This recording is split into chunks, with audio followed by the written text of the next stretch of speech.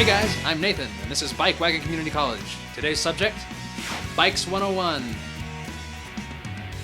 A bike isn't just a bike anymore. Sure, they have two wheels, but they've come a long way in the last 20 years. They can't be defined as just road, mountain, or BMX anymore. Each of those categories is multiplied and created babies.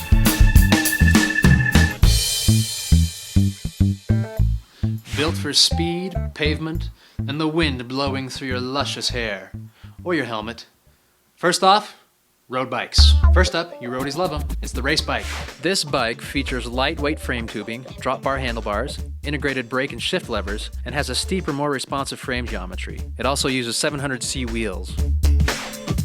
Time trial or triathlon bikes, otherwise known as TT or Tri. The TT bike has aerodynamic frame tubing, handlebars with extensions, separate shifters and brake levers, and features a more relaxed frame geometry designed for stability with more weight over the front wheel, which is also a 700C wheel. Cyclocross bikes.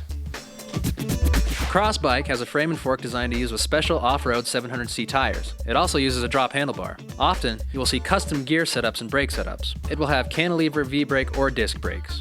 It has a somewhat relaxed geometry designed for off-road use, and a higher bottom bracket for greater clearance. And now we have the commuter bike. Not nearly as fast, but pretty darn utile. The commuter bike can have either 700C or 26-inch tires. It can have either a flat or a drop handlebar. It has lots of options for brakes and derailleurs depending on the style of bike. It usually comes with frame mounts for storage racks or panniers and fenders. It also has a relaxed geometry for comfortable riding. Then there's the fixed gear bike, or FIXIE. Bikewagon is not responsible for lack of helmet usage. The fixed gear has only a single gear and no freewheel, so if the bike is moving, the pedals are moving. These are track racing bikes. They're very simple, 700C wheels, and a steep, responsive geometry. The Cruiser. A Cruiser is a heavy bike with big chopper-style handlebars. It's usually a single speed, or at least has fewer gears than a regular road bike. It's designed for cruising and flat riding. Lots of people use them to cruise to the store or leisure riding. Usually it has 26-inch wheels with balloon tires and has a super relaxed geometry, so you can ride in style. The touring bike. A touring bike usually has 700C wheels, uses a drop handlebar, and has frame mounts for racks and panniers. It has a relaxed frame geometry and is designed for long days in the saddle, so it gives you a more upright position. And some cross bikes double as touring bikes. Fresh mountain air, gravel in your face, a nice healthy diet of tree branches and mud. We're on to mountain bikes. And the natural transition from road to mountain? The cross-country bike. A cross-country bike has mid to short suspension travel and is sometimes a hardtail, meaning it has no rear suspension. It has low to mid-volume tires and less aggressive tread, and these are 26-inch wheels. It's got disc brakes, or sometimes V-brakes. It's designed for competitive mountain bike racing, with a lighter weight frame for uphill riding efficiency. It's got a responsive frame geometry. The all-mountain bike generally works pretty well for all mountains. An all-mountain bike has mid to long travel with 26-inch tires and disc brakes. It's got mid to high volume tires which are knobbier for a better grip. It's designed to handle all conditions. It'll have a medium frame weight so you can both climb and descend. And it has a more stable frame geometry for descending, and it's a little more relaxed. The freeride bike.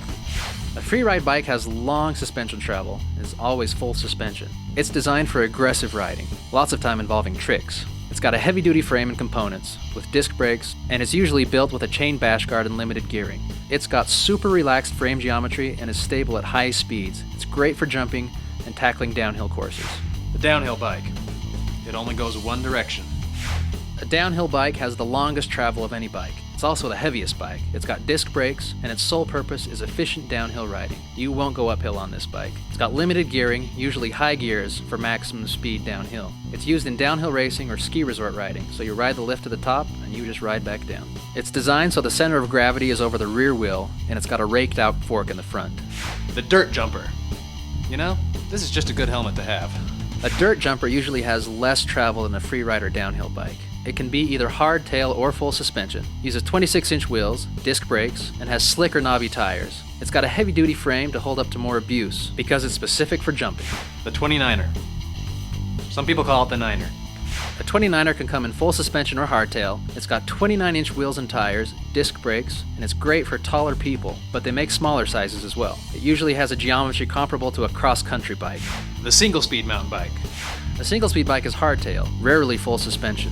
It's got one gear with a free wheel, and a simple design. Big air, tail whips, and broken bones. we are on to BMX. And the first BMX bike that everyone knows and loves is the trick bike. A trick bike has a heavy-duty steel frame and is highly customizable for your style of riding, with pegs, wheels, brakes, cranks, and lots of tire options. And finally, the BMX race bike. A BMX race bike has a lightweight frame, which is aluminum usually, sometimes carbon. It has skinny tires and is made for racing on a BMX track. Whew! Well, that's it.